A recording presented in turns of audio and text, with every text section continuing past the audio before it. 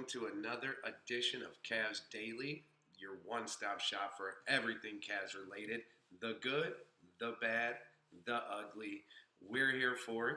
I'm your host, Paul Williams, the authority when it comes to Cleveland Cavalier basketball.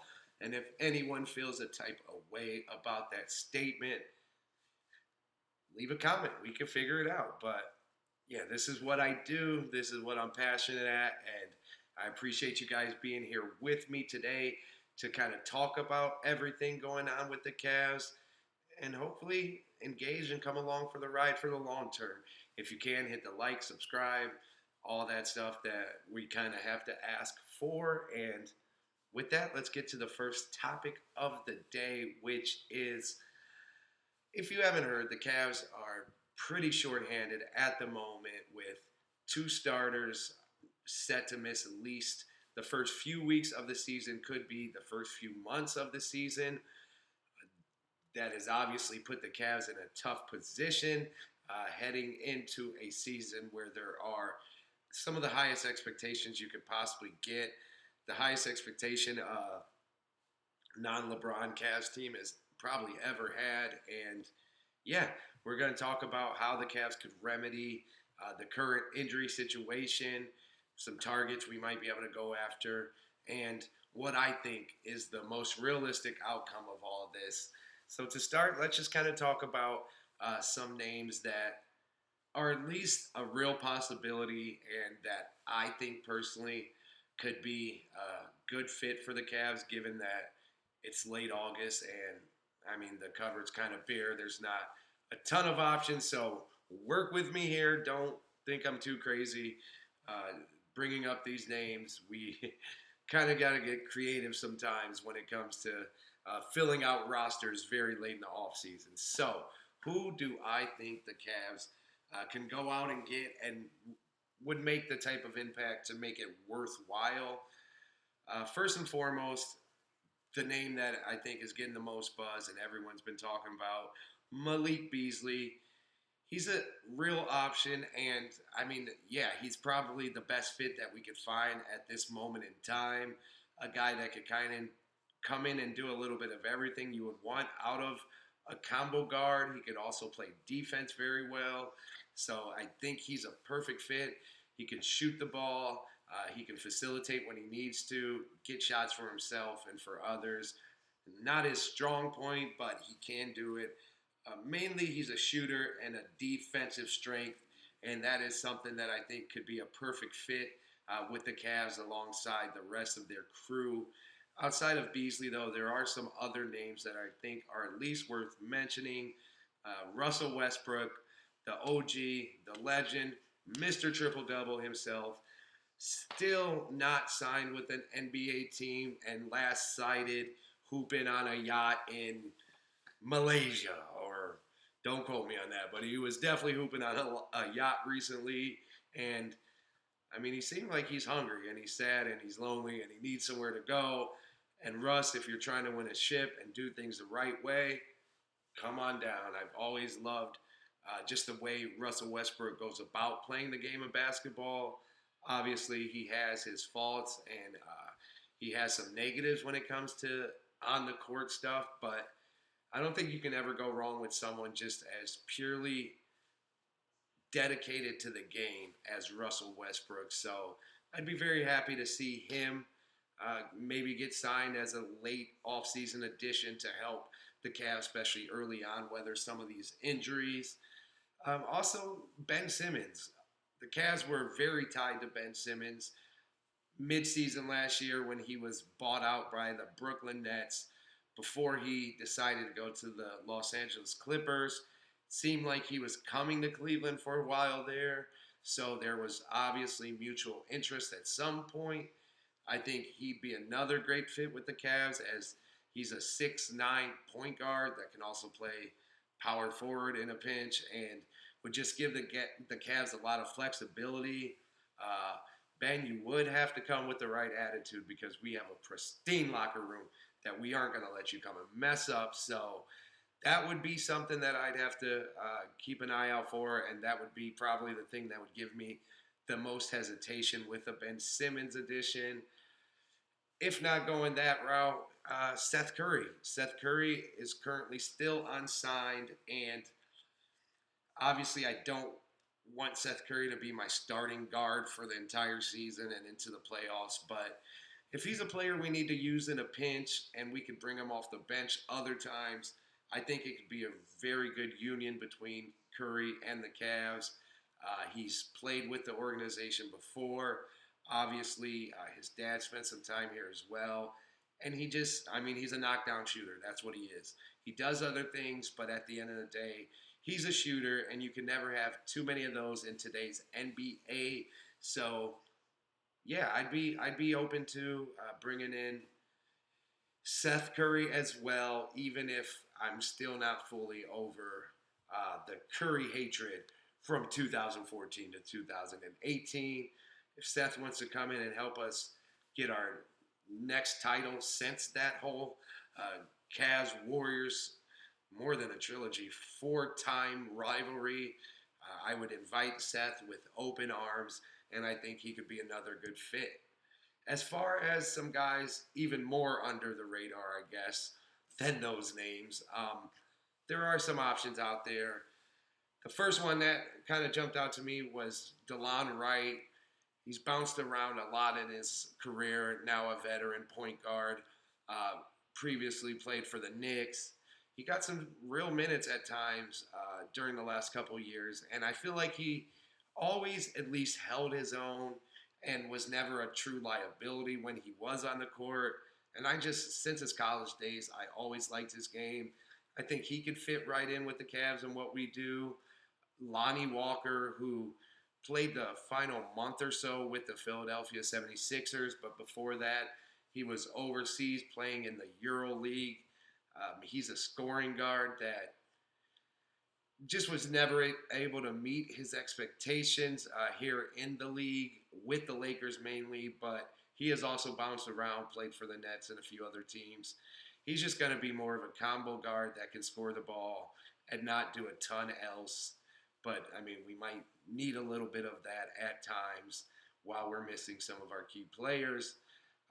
Alec Burks, another former Cavaliers player, most recently with the Heat. I feel like Alec Burke has played for every team in the NBA at this point, but he's a dead-eye shooter, and he's a guy that every single time he got minutes, it just seemed like he produced. He, I guess, was never able to put together enough consistent playing time to showcase that he can do it on a night in and night out basis for most of the teams that he's played for, but I do like his game, and I think he could be a pretty solid fit in Cleveland under the right circumstances. And one more sleeper that I'm sure not many people are going to get excited about, but when you're in a desperate situation, you sometimes do have to get creative, and Patty Mills. Patty Mills is a 37-year-old NBA vet, Australia national team legend, champion with the Spurs, all the pedigree.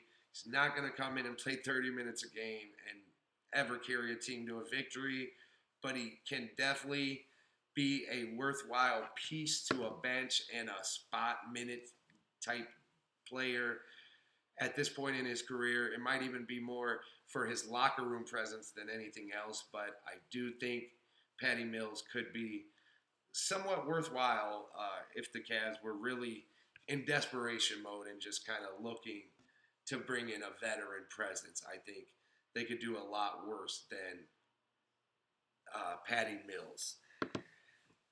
The last guy, I guess I can add one more outside of Patty Mills, is Landry Shamet. He also played for the Knicks recently, and he had a pretty decent run when he was on the court for the later half of the season, last season, and the playoffs. Played some meaningful minutes, and he never really looked lost, and he was knocking down his shots at a high clip. So he could be someone else. He's still only in his mid to late 20s. Probably he is the player he's going to be at this point, but he could be someone else that could come in and maybe give the Cavs a few spot minutes here and there. That would probably, at least off the top of my head, well, not off the top of my head because I do research, but out of the guys I saw, those would be my top free agent options. Now, what about trade targets? Is that something the Cavs can even do with their cap situation and it being so late in the season and guys being injured and us not having many first round draft picks to trade? It'd be a little tricky to do too much craziness when it comes to making a trade, but there are avenues where we could get something done. And because of that, I don't think it hurts to look at some trade targets. One guy that really jumps out to me for a bevy of reasons is Drew Holiday, formerly of the Celtics, the Bucks, and the Pelicans and the 76ers, and I guess briefly the Blazers, and now again the Blazers. Holiday was traded this offseason from the Celtics to the Portland Trail Blazers, and at 35 years old, already a two-time champion, I don't think that Holiday wants to really guide a young up-and-coming team that probably can't even compete for a play-in right now. I feel like he's the type of player that belongs on a championship contender and the type of player that will find his way onto a championship roster sooner or later. So that would be someone I would love to bring in for the Cavs.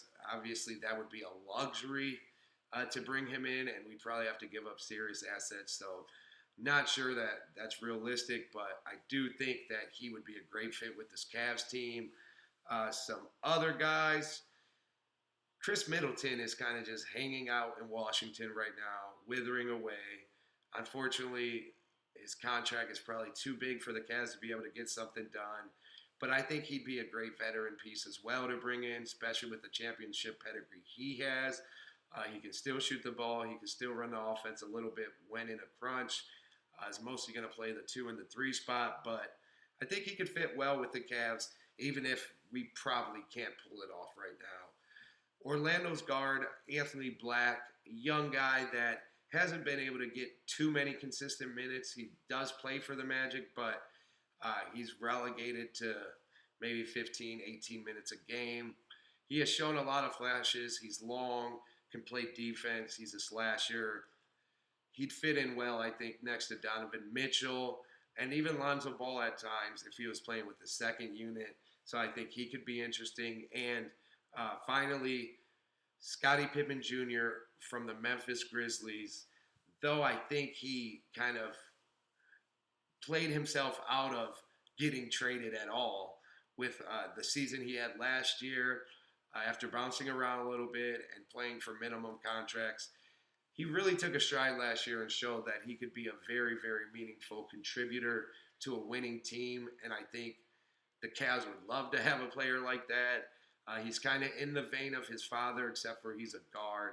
He's not as tall or as long as his father, but still has good length. He can shoot the ball a bit, but he's just a playmaker for himself and for others. And I think the Grizzlies really have a steal and a gem with Pippen Jr. I don't think he'll ever be a superstar, but I just think he could be the perfect role player on a championship team.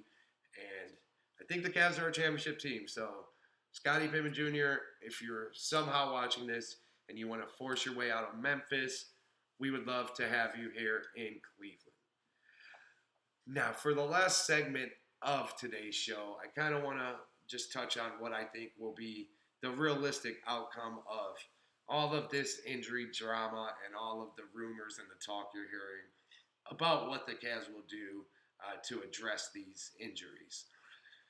I feel like if you really step back and think about it, the Cavs do have the depth from within to weather this storm and weather other injury storms that are sure to come throughout the season.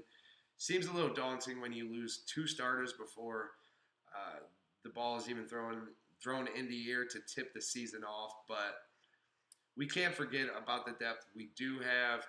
And even if some of the guys that are going to have to step in, like Lonzo Ball, have their own injury risks, we still do have guys like Tyrese Proctor, who is only a rookie, but showed in the summer league he can play on the NBA stage and he can score in bunches. And I think the Cavs could get 15 minutes out of him here or there if needed. Craig Porter has seemed primed and ready for a bigger role for a long time, so I think he can and will step in and play a big part in helping the Cavs get through these tough times. And a player I forgot to mention yesterday, and I don't know why he hasn't really came to mind much when I'm thinking about our rotation and how we're going to get past all the injuries piling up. Dean Wade, maybe because I'm just used to him being injured himself, I kind of forgot all about him, but he is still on the Cavs roster, and knock on wood, but at this very moment, he is still healthy and available, and the Cavs already showed that they trust Dean Wade. They used him as a starter for a majority of the 23-24 season. He's always gotten minutes when he's played. It's just he hasn't been able to stay on the court much, especially the past couple of years.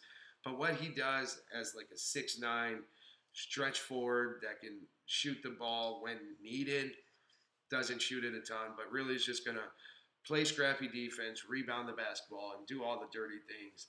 The Cavs could get creative and throw him in the starting lineup, maybe with Craig Porter, and have a little more size out there, or they could go with Porter and Merrill and bring Wade off the bench for a little more size. But I think most of the Cavs' early injury worries will be solved from within. It's a tough ask to make a trade at this time of year, even though we did bring in Donovan at this time of year 3 years ago. But there isn't that many viable options for trade, and the free agency cupboard is pretty bare. I wouldn't mind bringing in one extra body, whether it's a Beasley, a Westbrook, or even a lower tier guy. But at the end of the day, I do think the Cavs are just going to rely on what we have within to get through at least the first month of the season and kind of evaluate from there. I do think if someone is needed or a change is needed, the Cavs will be a little quicker on the trigger to do so.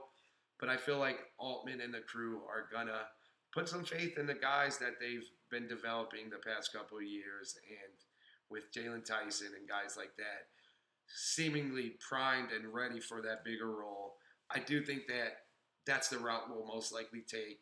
Give the guys a chance to prove it, and if they fall flat, then seek outside enforcements.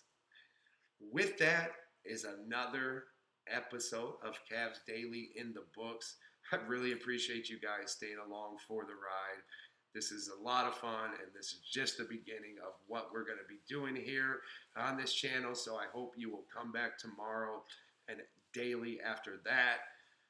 Till I talk to you guys tomorrow, appreciate you all, and I hope you have a wonderful evening.